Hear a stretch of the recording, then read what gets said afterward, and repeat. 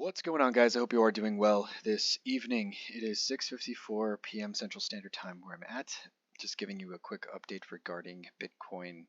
Alright, so this bear flag did ultimately end up breaking to the downside. There was a fake out to the upside, something that I was kind of hinting at a little bit in my previous video, that we could ultimately see a higher low print and then we kind of continue to the downside. That's exactly what's going on, not gonna lie. Ultimately, we did get a break roughly around this area, pretty much at 26.5K, and since then we've had a move to the downside. We have this measured move that's projected here. So how did I get this measured move? You go to the candle close all the way to this area right here. Okay, candle close top to the base of the bear flag. You go to the point of breakout right there, and guess what? You get confluence at the 0.618. So now it's by no means guaranteed that it's going to go all the way down there, but there are hints as to why. In the previous video that I had done, actually, we had noticed some confluence here. Boom, right there. So I'm going to turn this yellow here. Boom.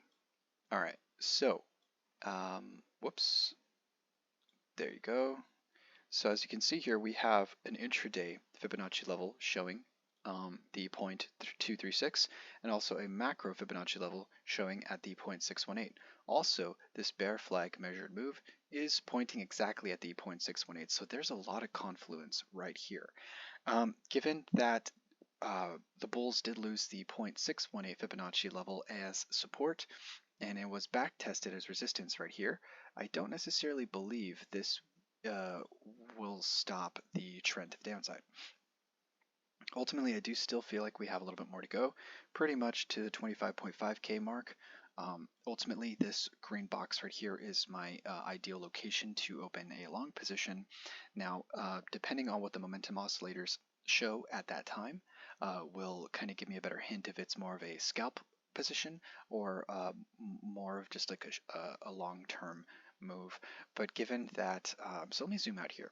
Given that we've had pretty much long-standing resistance at this line right here, I don't expect price to give up. I mean, I don't expect the bears to give up, I'm sorry, these price levels. Now, the more that you test a level, the more likely that it is going to break.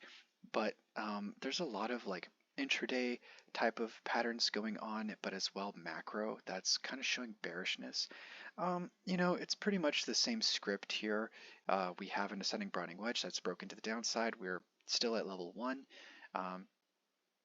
Usually these Fibonacci levels are back tested here at the 0.382. At the very least, if it's a very bearish move, we actually come back all the way down to the 15.5K area, basically at the base of this ascending broadening wedge. Now, I don't necessarily think that's going to be the case. I do feel like we're at the tail end of a bear market, so I ultimately do feel like this is an opportunity for the bulls to print a macro higher low, but we're just not at that base just yet. Now, I've given my base case in regards to the bearish scenario. I have to take in consideration that the 618 is the key bounce area to then move prices all the way to the upside. So from a bullish sentiment, if this is the true base, which there's a lot of reasons as to why that's not the case, but if this area here, this green box area, is the true base, then we would see prices go all the way up to 42,000. Keep in mind, I don't believe that's the case at all. Not right now. I do feel like we probably have a crypto winter to go. I do feel that this may be a temporary pump, a very mini pump, if you were to zoom in here, ultimately to print another lower high, to then fulfill the bearish flag here at the 0.618. Now, my assessment here is that there will be buyers defending this level, but ultimately, given that the macro trend is still bearish, I do feel like it would be eventually a dead cat bounce to then eventually break through the 618 level and actually go all the way down to the 0.32. That is my assumption. We are months away from that happening. I feel like we're about like a month or two from that occurring. But from an intraday level, if you were to just like zoom in and focus on these levels, I feel like the 0.382 Fibonacci level has yet to get tagged, which is at 25.878K. But given that the bear flag is pointing here, the Fibonacci level at 618 is showing support levels here, and the 0.32 is kind of popping up right here. Honestly, a safe long entry would be right here, and a short entry or a short exit would be right around here. That's my base case. Now things can change very, very quickly. There could be some crazy news that pops up, but realistically, if, for example, the bulls were to somehow regain this market, I'm going to go turn that white so you see the numbers. Basically, if 26.6K is regained by the bulls, then it's game on. And we're most likely going to see prices go to that 29.1K mark that we had discussed yesterday. But it's a lot of resistance. As you can see, we had the bear flag resistance right here. We had the descending channel, I'm sorry, the descending wedge here, and also the rising channel here break. So there's a lot of pretty much cluster of resistance and sellers right here, pretty much in the low 27K mark. So I don't necessarily think that that will break very easily. It's going to take a lot of liquidity for that resistance line to break. Also, there's a lot of like macroeconomic factors that are coming into play. People are saying that we're in a recession right now. Some people think that we're not even in the recession just yet.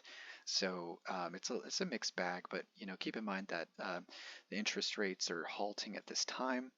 But there is this theory that the interest rates are going to be higher for longer. That's like super macroeconomic type stuff that shouldn't really be spoken about in this particular channel, but it is a huge factor in regards to the trajectory of the markets. So had to add that little statement there. But ultimately, we are creating a low and then a lower low, and we got a high, lower high, lower high. So that's indicative of an intraday downward trend still. So keep an eye on 26.6K. If an hourly candle closes above 26.6K, then you should expect like basically tap of these levels at 28.2K at the very least. But given that all of these bearish indicators are at present price levels, we're most likely going to head down before we head up. But anyway, I'm going to keep it short today. Just wanted to give you a heads up. But yeah, I am using the BitGet chart. If you want to actually get an account for BitGet, actually I do have a link in the description below.